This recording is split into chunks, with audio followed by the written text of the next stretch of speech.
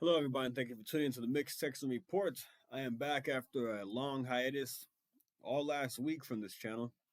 I was recording from my Texas channel, which I will post in the link below, but it was busy. Had an election party to go to. I was very busy at work, and now I'm back to recording videos for the Mixed Texan Report. But I want to talk about the governor's races across the country. Republican governors did very well across the country. And I know there's a lot of discouragement going on. A lot of people feel discouraged about the results. There was not a red tsunami, but not all is bad. And there's a lot of reasons why we didn't see a red tsunami in the Senate.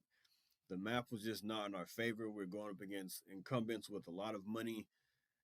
Just in some tough places to win, like Pennsylvania as well. Even though Baloney Packneck won, Democrats were able to drag him over the finish line. But let's talk about the governor's races, which I think is very, very important. And we should take some pride in what we did across the country.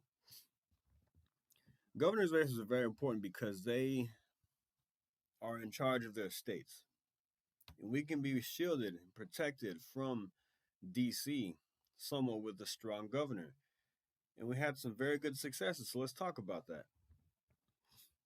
So we had, in my home state of Texas, Greg Abbott won re-election in a landslide by 11%, just by almost 1 million votes. Greg Abbott's done a great job here for the most part economically. He's combating the border. He's very pro-life. He's very pro. He's pro Second Amendment, and the voters we did not want Beto to get elected, and we'd much rather have Greg Abbott. The way things are going in the state, we can for the most part, so we like it here, and the voters spoke. Let's see in Oklahoma. Kevin Stitt won re-election by 14 points when they said his re-election was in jeopardy. Ron DeSantis, probably the biggest story of the night, won by almost 20%. He's been, very good at getting people to come to Florida to live there. As a pro-business state, anti-lockdown. Even though he did lock down the state for a short period of time, he did open it back up very safely. And he's been very popular in Florida. Brian Kemp beat the fat cow, Stacey Abrams, by a much bigger margin than he did in 2018. We'll get into that shortly.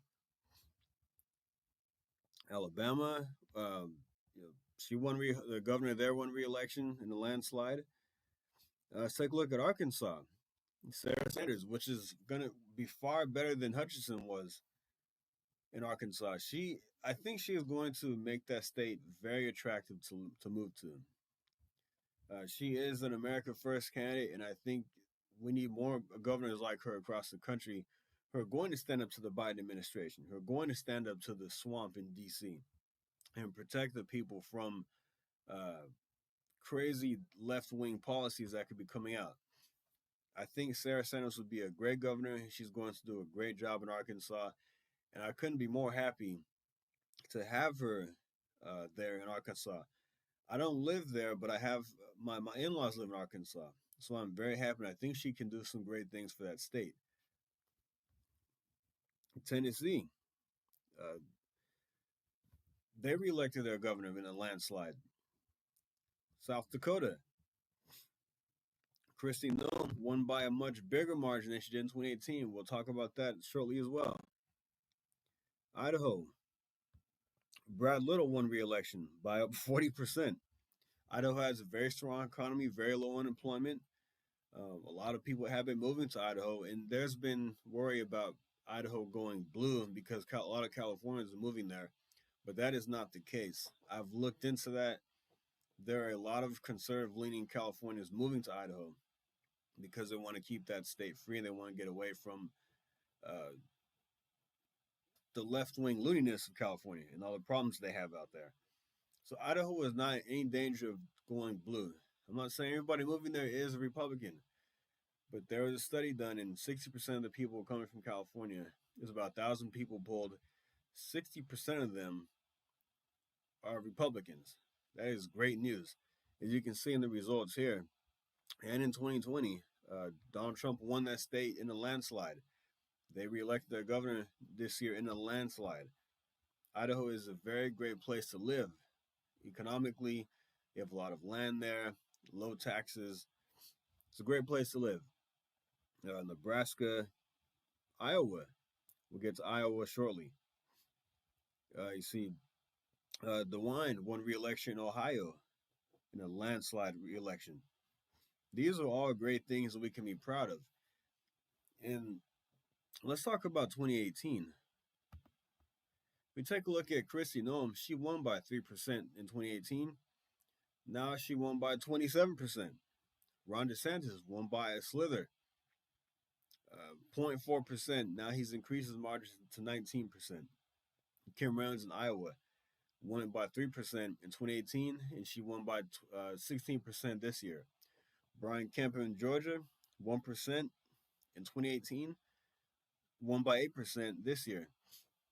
That's because these governors right here put uh, their citizens first. They didn't lock down the states for months and months on end and keep locking the state down. I'm not saying this is the sole factor of why they won re-election by a much bigger margin, but I think they're just very popular with their citizens. Kim Reynolds in Iowa, she cut taxes this year, and they have a $2 billion surplus in the state. She's doing a great job on the economy, and she banned you know people that are born as males from participating in female sports. So she's doing things that are very popular in Iowa, which is why she won re-election, which I knew she would. Look, Iowa not attractive to me, but I would much rather live in Iowa than say New Mexico or California or smaller states like Massachusetts. If I'm going to go to a smaller state to live in compared to Texas, I'd much rather go to Iowa in a place that's business friendly, great economy, and you have a lot of freedom there versus going to places like Massachusetts or New Jersey or places like that. So Iowa is not off the table. If it's worse comes to worse, even though it's very cold up there, it is more attractive than other places because it's a very well-run state from what I've seen. South Dakota, Chrissy Noem became very popular in 2020 when she did not lock down her state or enforce mask mandates. The economy there is very strong. Now, a lot of people will say, well, it's easy to take credit for a small state. It's easy to not destroy a small state. But, say what you want to say about Christy Nome. She did a great job during COVID, and that's why she became a national figure. I think some of that has waned a little bit with the whole transgender college sports thing. She wasn't aggressive enough on that. But eventually she came around. But nonetheless, she did won. She is very popular there, and she won by a huge margin. And people want to see her in power again. They want to keep her in power. Brian Kemp, he opened up this state. I remember there was a lot of controversy with Brian Kemp when he opened up the state much faster than a lot of governors did across the country. He's opening restaurants, barbershops, nail salons about a month after he locked the state down, maybe a little bit less. And there was a lot of controversy, but he went against the grain and got the economy going again. And there was I read an interview about uh, it was a black guy who was voting for Kemp. He said, "I'm not going to vote for Stacey Abrams. I'm voting for Brian Kemp because he's done a great job with the economy, and why would I want to change things?" And I think that's one reason why a lot of Republican governors won big across the country is because the voters didn't want to see change. I didn't want to see things change here in Texas because I like the way that things are going in Texas. We have a lot of jobs here. A lot of businesses are coming here. I am completely happy with the state. I'm not saying Greg Abbott's perfect. Yes, I do have my criticisms of him, but nobody's perfect. I like the way things are being run in this state. I like the way things are being run in my county and everything. So I wanted to see Greg Abbott and Republicans reelected here in Texas because I think we're in a better position than other places like California. Uh, we can go against the Biden administration. We have the state legislator to fight back against the administration and protect home. This is why governor's races are so. Oh, can't forget about Ron DeSantis. I meant to talk about him a little bit more. Ron DeSantis is extremely popular in Florida. This margin here, I was thinking he would likely win by 10%, maybe a little more, 11%, but I didn't know it was going to be a 20% blowout. I mean, Ron DeSantis has become America's governor. Do I think he is should be the nominee in 2024? No, I don't. I'm not sold on him yet, and I'll talk about that in another video. I'm not saying he can't be president one day, but I do think he should stay in Florida and continue to make Florida more of a deep red state. Florida's off the map. Florida is no longer a swing state. It is off the tables, and Democrats can kiss Florida goodbye because of Ron DeSantis, what he's done down there. We have to give credit where credit is due. He has been running that state very well, and the voters want to see him reelected. And I think that he should stay down there for another 4 years and keep building on what he's started in Florida. But I will get to that in another video of why I'm not sold on him just yet running for president. Let's get back to the map here. Um, so there's a lot to be proud of. There's a lot to be happy about. I think what people need to do now is I know that look, we're likely, as of right now, we have 217 seats in the House. We're going to take back the House, which is a great win. It's a great victory no matter what way you look at it. But a lot of people are discouraged of what happened with the Senate and things like that. But we need to protect home. No matter what, if you live in a red state, make that state more red. If you live in a blue state and can move to a red state, do that. If you live in uh, Illinois, or if you live in California, if you live in Oregon, Washington, and you can move, if you're in Oregon, you can move to Idaho, do that. If you're in Mexico, you can come to Texas, do that. If you're in Colorado, you can come to Oklahoma, do that. You can go to Wyoming, go to Nebraska. We need to make these states more red and protect ourselves from DC over the next 2 years at least. You can control better what goes on in your state versus what goes on in Washington. You have a say so in your direct community, city council, school boards, your district attorneys, your county judge. Those things are very important to your life because they have a direct impact on you. So no matter what happens in Washington with Biden, what he's doing, you can at least give yourself a fighting chance at the local and state level, which is why I'm so big on protecting home and protecting Texas, keeping it as a Republican stronghold.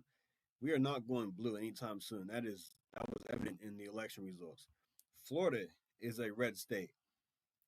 Georgia has reelected a great governor, not perfect, but he's done a relatively good job in Georgia, and the voters spoke. So I think it's important that we keep these red states. We have a coalition of red states that we can go to. We can go to as a safe house.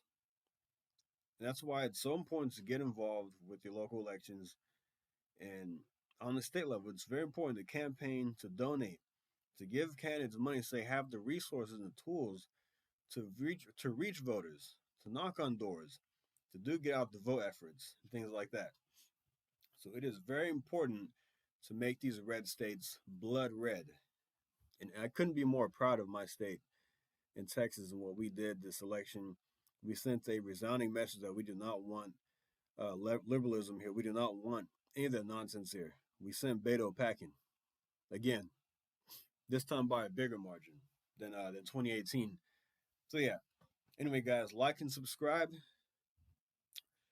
Tell me what you think about that. Do you live in a red state? Do you think that we should make these red states more red, as we have, my opinion, a tyrannical government in DC right now, doing a lot of things that are very uh, tyrant-like, what Biden is doing. So if you do live in a red state, make sure you stay there. Don't go anywhere, and encourage people to vote And in every election, not just the midterms or the presidential vote, in every single election, make sure you're putting the right people in place. Where I live, we have a great city, a great mayor, great city council members, some great school board members. We are a solid red city in a red county, and I feel much more secure here than I would going somewhere else, going down to Austin or going to Los Angeles or New York City. I'm happy where I am. I'm not going anywhere. I feel safe here. So yeah. Anyway, guys, thanks for listening. Like and subscribe, and I'll see you next time. Thank you. Take care.